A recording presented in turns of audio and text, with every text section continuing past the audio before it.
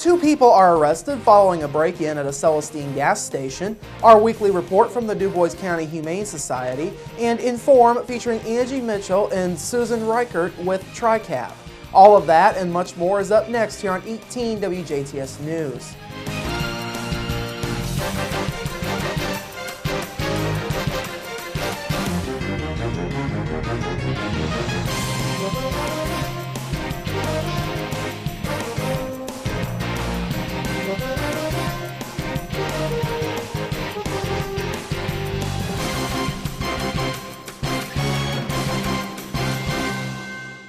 Hello, I'm Bradford Raths. In your news, a woman who was found unresponsive on a boat passed away Sunday afternoon on the Crawford County portion of Patoka Lake. Indiana conservation officers say the woman, later identified as 55-year-old Patty Hoskins Owens of Columbus, had been swimming near a boat in the Sycamore Creek area of the lake when conservation officers say she yelled for help to get back into the boat. Once back on the boat, Hoskins Owens became unresponsive, according to conservation officers. 3 registered nurses, identified by officers as Brittany Barnacle of Lanesville, Laura Whitfill of Shepherdsville, Kentucky, and Sheila Huffman of Boonville, swam to the boat and administered CPR while emergency crews were en route. A conservation officer took Hoskins Owens to the Little Patoka boat ramp, where an Air Methods helicopter flew her to Harrison County Hospital. Hoskins Owens was pronounced dead at the hospital. An autopsy was set to take place. Conservation officers were assisted by the English Volunteer Fire Department as well as by Crawford County EMS.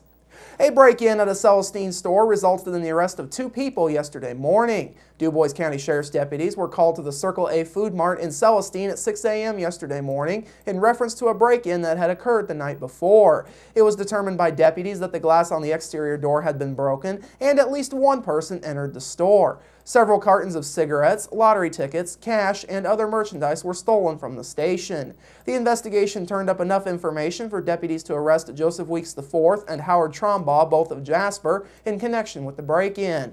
Both were lodged in the DuBois County Security Center and charged with Class C felonies for burglary and Class D felonies for theft. The Indiana State Police evidence technician and the Jasper Police Department assisted. A Martin County teen is dead following a moped accident last night along US 50 between Washington and Lagodi. Davies County Sheriff's deputies were called to the intersection of US 50 and County Road 1250 East just after 5:10 p.m. last night on a report of a truck versus moped accident. Deputies say Austin Irwin of Lagodi failed to yield the right-of-way at the intersection and proceeded to cross US 50, where he was struck by a westbound pickup truck.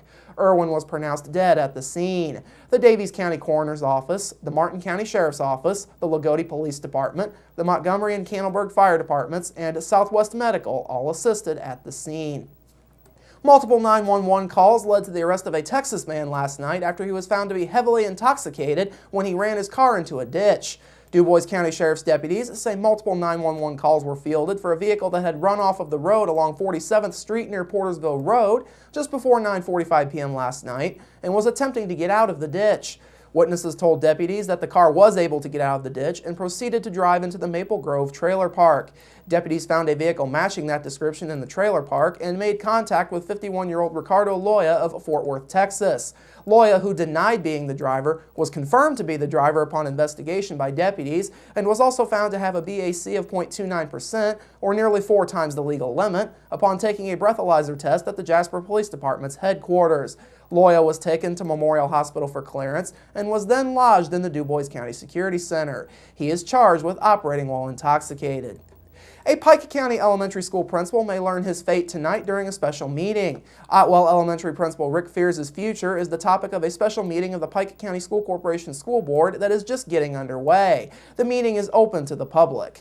Fears and his attorney, Mark Phillips of Boonville, originally were set to appear before the board at an executive session held last Tuesday to address allegations that led to Fears being put on paid administrative leave by School Superintendent Suzanne Blake back in late July. To date, those allegations have not been made public. A second executive session was set to take place tonight at 6 p.m. prior to the meeting. Phillips said earlier this month he was hopeful that Fears would be reinstated after having the opportunity to challenge the allegations against him at last Tuesday's executive session.